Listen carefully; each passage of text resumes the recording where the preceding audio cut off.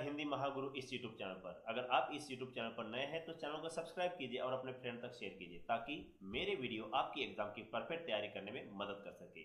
तो बिना देरी के स्टार्ट करते हैं आज का ये वीडियो। और आज के इस वीडियो में हम देखेंगे कर्नाटका पीयूसी फर्स्ट ईयर के आधुनिक काल की एक कविता जिसका नाम है कुटिया में राजभवन, और इस कविता का दूसरा भाग उसके ऊपर हम चर्चा करने जा रहे हैं। तो पहले भाग में हमने कौन सी बातों के ऊपर चर्चा की उसको संक्षिप्त में जानेंगे, और उसके बाद आज की इस वीडियो की हम क्या करेंगे, शुरुआत करेंगे।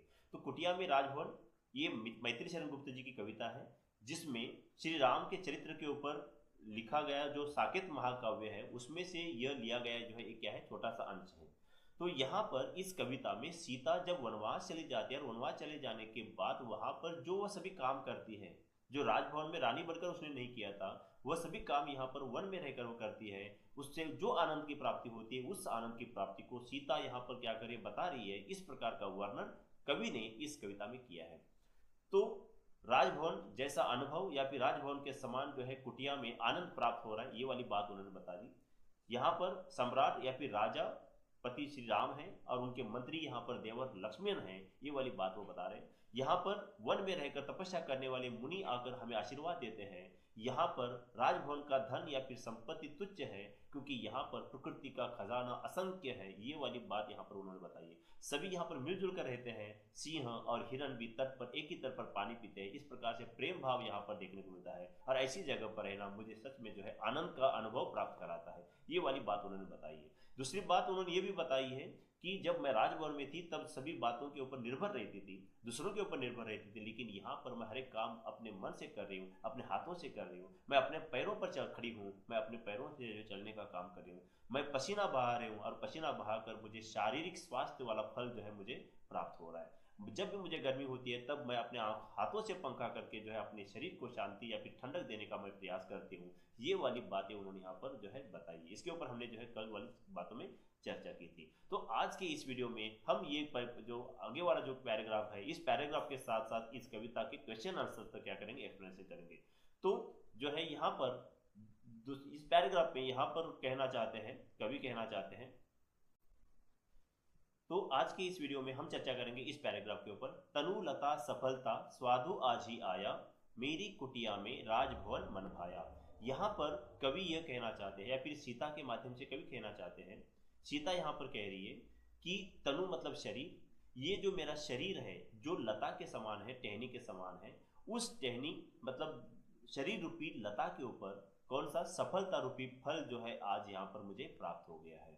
मतलब जैसे एक टहनी के ऊपर फल लगता है और वो फल मीठा फल लगता है, ठीक उसी प्रकार से इस शरीर के द्वारा सीता को सफलता रूपी फल प्राप्त हो गया है। याद रखना, यहाँ पर सीता को कौन सा फल प्राप्त हुआ, तो सफलता रूपी प्राप्त हुआ।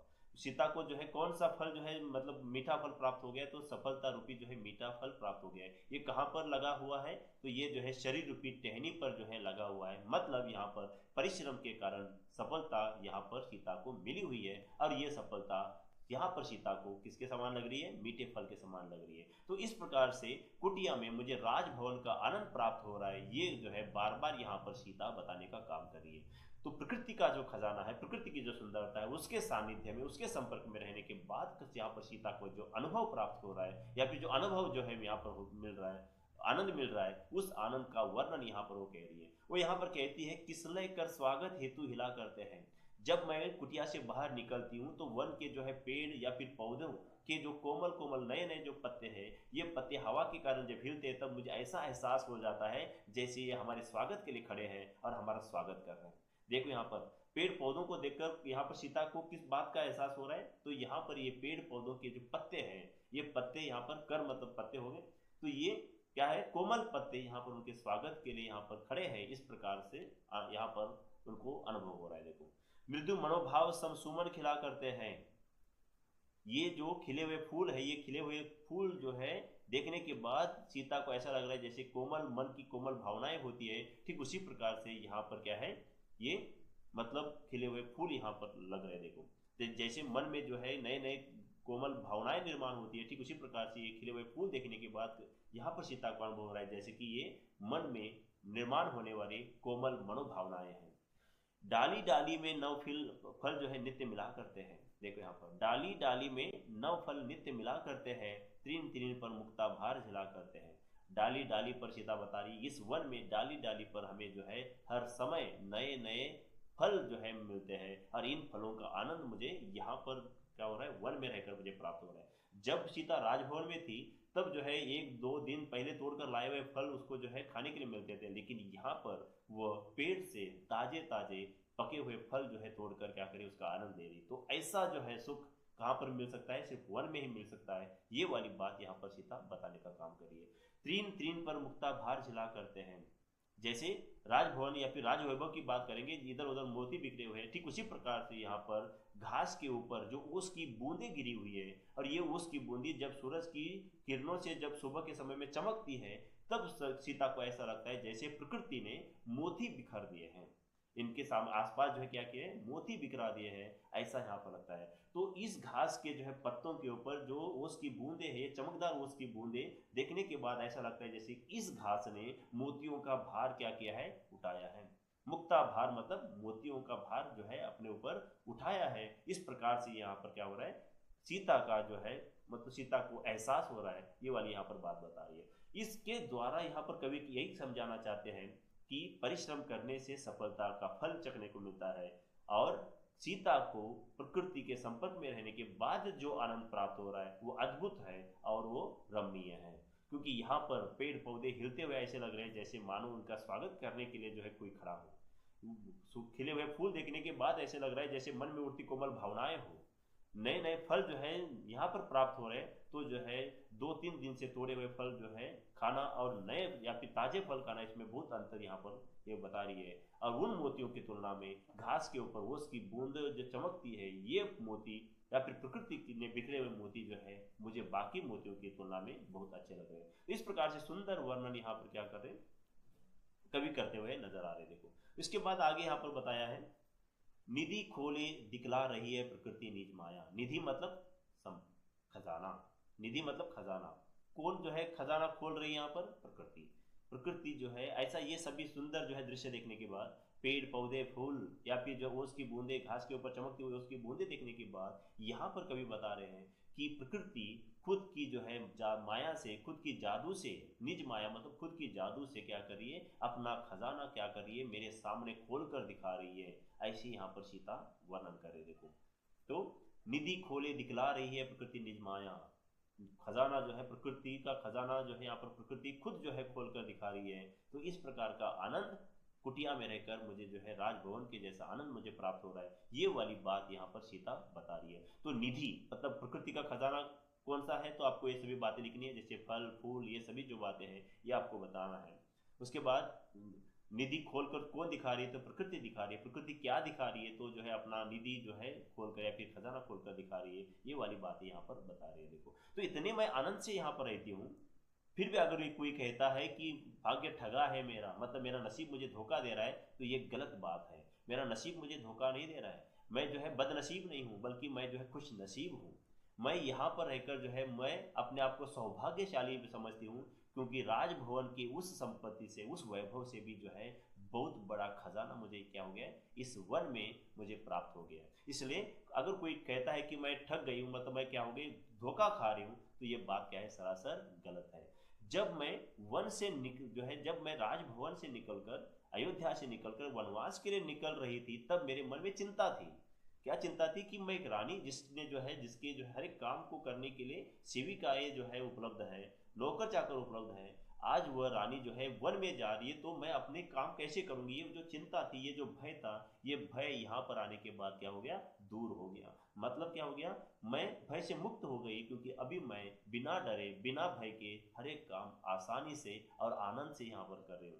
तो यहाँ पर आने के बाद ही, पहले मैं कुछ नहीं करती थी, लेकिन कुछ करने में अब हाथ लगा है मेरा। वनवास में जैसे ही मैं आ गई, इस कुटिया में जैसे मैं रहने लगी, मेरा हाथ अब कुछ करने लगा है। मतलब मैं आत्मनिर्भर बन गई हूँ, मुझे किसी के ऊपर डिपेंड या फिर निर्भर रहने की जरूरत नहीं है। वन में ही गृहस्थ जगह है मेरा, वन में आने के बाद ही मेरा गृहस्थ जगह है। गृहस्थ जगना मतलब क्या हो गया, एक जैसे कि जो है होम हाउस वाइफ जिसको कहते हैं, वैसे अच्छी हाउस वाइफ जो है वो यहाँ पर बन गई, गृहिणी जिसको कहते हैं गृहिणी। तो एक अच्छी गृहिणी मैं यहाँ पर बन गई। अच्छी गृहिणी कौन होती है, अच्छी गृहिणी वो होती है जो घर के काम जो है समय पर करे, अच्छे से करे और सबका ख्याल रखते हुए करे।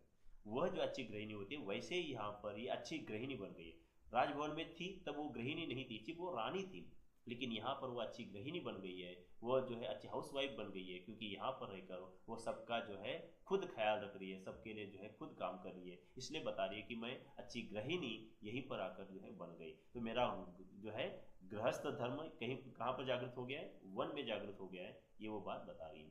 इसके आगे उन्होंने बताया है यहाँ पर, वह वधु जानकी बनी आज ही जाया।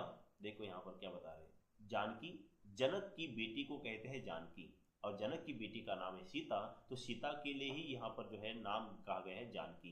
तो जानकी जब वधु बनकर अयोध्या में आ गई, है ना, आज ही जाया, तो उस समय वह जब एक प्रकार से वधु बनकर आई थी तो वहां पर आनंद से रहती थी। वो कुछ जो है मतलब एक प्रकार से अपना जो है क्या बोलते हैं, रानी बनकर वहां पर जो है ऐशोआराम की जिंदगी जी रही थी। लेकिन वो वहां से वन में आ गए, लेकिन वन में आने के बाद भी उन्होंने इस प्रकार से हर एक कार्य किया कि जिसके कारण वन भी, कुटिया भी उसको राजभवन के समान लग रहा है। देखो भा रहा है। फल यहाँ पर प्रकृति क्या क्या दे रही है, प्रकृति की जो है, प्रकृति का खजाना क्या है, प्रकृति किस प्रकार की संपत्ति प्रकृति के पास है, ये सभी बातें यहाँ पर वो बता रहे थे। फल फूलों से है लदी डालियां मेरी, वो क्या बता रहे हैं यहाँ पर, मेरे लिए फल और फूलों से जो है भरी हुई डालियां मेरे लिए यहाँ पर उपलब्ध है। तो इसलिए मुझे फल फूलों को जो है वो 2-3 दिन पहले तोड़ कर लाए हुए फल फूल चखने की जरूरत नहीं है। डालियां जो है मेरे लिए यहाँ पर फल फूलों से भरी हुई है, जब चाहे उन सभी फलों को तोड़ लूँ, फूलों को तोड़ लूँ और उसका मैं आनंद उठा लूँ। ऐसी जो है जगह पर मैं रहती हूँ, तो मैं कैसे बदनसीब हो सकती हूँ, मैं यहाँ पर आनंद से रह रही हूँ। वे हरी पत्तलें भरी थालियां मेरी, जो राजभवन में थी तब क्या करती थी, सोने की थाली में खाती थी, लेकिन आज उस सोने की थाली से भी बड़ी जो है यहाँ पर कौन सी थाली लग रही है, हरे पत्तों की थाली लग रही है। हरी पत्तलें मतलब जो है, पत्तल मतलब थाली हो गए, तो हरे पत्तों की थाली जिसमें आज वो खाना परोस कर खुद खाती है, अपने प्राणेश को खिला देती है, अपने देवर को खिला देती है, वो हरी हरी पत्तियां उस सोने की थाली से भी क्या है, बढ़कर है। और ऐसी जो है पत्तियों की थालियों में खाने का मुझे आनंद प्राप्त हो रहा है, तो मैं कैसे बदनसीब हो सकती हूँ। यहाँ पर मेरी सखियां कौन है, यहाँ पर सीता की सखियां कौन है, मुनि बालाएं। मुनि मतलब ऋषि मुनि हो गए, और ऋषि मुनि की जो कन्याएं हैं, जो बेटियां हैं, ये बेटियां यहाँ पर सीता की आलिया हैं। आलिया मतलब सखियां हैं, सहेलियां हैं।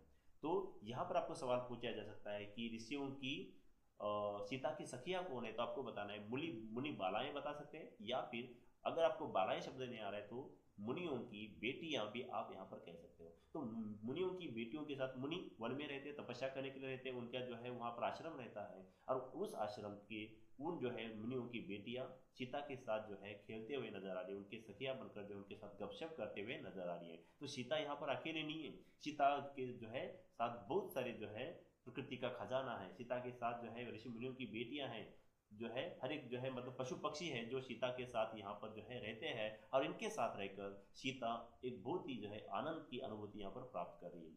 तटीनी की लहरें और तालियां मेरी, नदी की लहर, उठती हुई लहरें और लहरों की आवाज जो है सुनकर ऐसा लग रहा है जैसे कि ये नदी की लहरें क्या करिए मेरे लिए तालियां बजा रही है ना। जैसे राजभवन में जो है राजा के लिए तालियां बजाने का काम जो है प्रजा करती है, ठीक उसी प्रकार से यहाँ पर नदी की लहरें, उठती हुई लहरों की आवाज मानो ऐसी लग रही है मुझे जैसे ये नदी की लहरें मेरे लिए क्या कर रही है, तालियां बजा रही है। तो क्रीड़ा सामग्री बनी स्वयं निज छाया, मेरी कुटिया में राजभवन मन भाया। ये जो सीता की खेलने की सामग्री, क्रीड़ा सामग्री मतलब खेल की सामग्री कौन है, तो यहाँ पर आपको बताना है सीता की स्वयं की परछाई। सीता अपनी परछाई के साथ खेल रही है, सीता के साथ खेलने के लिए दूसरा कोई जो है खेल का साधन नहीं है, इसलिए वो क्या कर रही है, खेल अपने जो है परछाई के साथ खेलने का काम कर रही है। तो ऐसे जो है मैं आनंद से खेलने का काम करने वाली, मुझे इस कुटिया में राजभवन के समान आनंद प्राप्त हो रहा है, ये वाली बात यहाँ पर सीता बता रही है। तो यहाँ पर प्रकृति के कवि का एक ही उद्देश्य है कि राजभवन में ही या फिर जो है भौतिक साधनों में ही आनंद प्राप्त होता है, ऐसे नहीं है, वन में भी रहकर प्रकृति के संपर्क में रहकर भी आप बहुत अच्छा आनंद प्राप्त कर सकते हो, जैसे सीता ने 14 सालों तक जो है वनवास में रहकर किया था, तो आनंद से अपना जीवन बिताया था। ठीक उसी प्रकार से आप भी बिता सकते हो, ये वाली बात यहाँ पर वो बता रहे, मतलब प्रकृति के जो है, प्रकृति से भी बढ़कर जो है क्या है, सॉरी राज वैभव से भी बढ़कर जो है प्रकृति की संपत्ति है, धन वैभव है, ये वाली बात वो बता रहे हैं। कुछ प्रश्नों के ऊपर जो है 2 मिनट में चर्चा करेंगे, उसके बाद इस वीडियो को यहाँ पर खत्म करेंगे, मिलेंगे नेक्स्ट वीडियो में। अगर आप, मैं फिर से रिक्वेस्ट कर रहा हूँ, चैनल पर नए हैं तो अगर आप अच्छा एक्सप्लेनेशन चाहते हैं, फुल एक्सप्लेनेशन चाहते हैं, अपने एग्जाम के लिए अच्छा स्कोर करना चाहते हैं, तो चैनल को सब्सक्राइब कीजिए और फ्रेंड तक शेयर कीजिए। और इसके अगर नोट्स पढ़कर, इसके जो है सारांश को पढ़कर अगर फिर भी आप अपने एग्जाम की अच्छी तैयारी करना चाहते हैं, तो इसकी जो है इस नोट्स की लिंक जो है मैंने डिस्क्रिप्शन में दी है, वहां पर जाकर आप जो है पढ़ सकते हैं। नहीं तो फिर www.hindimahaguru.in इस वेबसाइट पर भी जाकर आप अपने जो है पसंदीदा टॉपिक या फिर अपने जरूरत जो है जरूरी टॉपिक के ऊपर जो है नोट्स प्राप्त करके वहां पर भी आप पढ़ सकते हैं। तो चलिए 2 मिनट में जो है स्टार्ट करते हैं। सीता जी का मन कहाँ भाया? तो सीता जी का मन जो है कुटिया में या फिर वन में भाया, ये आप ये बात बता सकते हो। सीता जी के प्राणेश कौन थे? सीता जी के प्राणेश उसके पति कौन? उनके पति जो है श्री राम थे। सीता जी कुटिया को क्या समझती है? सीता जी कुटिया को राजभवन समझती है। नवीन फल नित्य कहाँ मिला करते हैं? नवीन फल नित्य जो है पेड़ की डालियों पर जो है मिला करते हैं। सीता की गृहस्थी कहाँ जगी? वन में जगी। वधु बनकर कौन आई? जानकी या फिर सीता आई। सीता की सखियां कौन है? मुनियों की बालाएं या फिर मुनियों की बेटियां यहाँ पर क्या है? सीता की सखियां हैं। ये वाली बातें यहाँ पर आप बता सकते हैं। उसके बाद आगे इन्होंने बताया है सीता जी अपनी कुटिया में कैसे परिश्रम करती थी। कैसे करती थी? अपने जो है खुद के पैरों पर खड़ी है, खुद परिश्रम करके जो है मतलब क्या कर रही है? फल प्राप्त कर रही है, दूसरों के ऊपर निर्भर नहीं है। हर एक काम जो है वो क्या करिए? गृहिणी बनकर हर एक काम क्या करिए? वो अपने मन से अच्छे से करने का प्रयास कर रही है।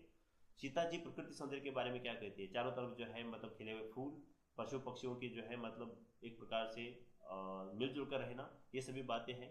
फल फूल पेड़ पौधों के ऊपर लगना, पेड़ पौधों की पत्तियां जो है हवा के कारण हिलते हुए दिखाई देना, ये सभी जो बातें हैं, मोतियों की जो है मोतियों के समान वो उसकी बूंदे घास के ऊपर चमकती उसकी बूंदे देखना, ये सभी जो है प्रकृति के सौंदर्य का ही क्या करती है? वर्णन करती हुई बातें हैं। सीता जी कुटिया में कैसे सुखी है? क्योंकि वह खुद जो है अपनी मेहनत से काम कर रही है। यहाँ पर उसके साथ जो है वो अपनी परछाई के साथ खेलने का काम कर रही है। मुनि ऋषि मुनियों की जो है बेटियों के साथ वो जो है उनकी सखिया बनकर वो खेलने का काम कर रही है। वो हर एक जो है नए नए फल उसको खाने के लिए मिल रहे हैं यहाँ पर। उसके बाद जो है वो लहरें, नदी की जो है लहरें उठती हुई जो है उनकी तालियां बजा रही है। हवा के कारण हिलते हुए पत्ते मानो क्या करे उसका स्वागत कर रहे हैं। ये सभी जो है बातें देखने के बाद ऐसा लगता है सीता जी कुटिया में सुखी से अपना जीवन बिता रही है। और अंत में कुटिया में राजभवन कविता का आशय संक्षेप में अगर लिखना है तो यहाँ पर आप बता सकते हैं कि इस कविता के माध्यम से परिश्रम करके अगर आप जीवन जो है यापन करते हैं तो उसका आनंद जो है रोचक होता है, उसका आनंद जो है द्विगुणित होता है, वह जो है जीवन सफल होता है। यही बात यहाँ पर वो सीता के माध्यम से यहाँ पर कहना चाहते हैं। तो स्टूडेंट यहाँ पर हम रुकेंगे और अगले वीडियो में जो है नए टॉपिक के साथ आएंगे। तब तक के लिए धन्यवाद।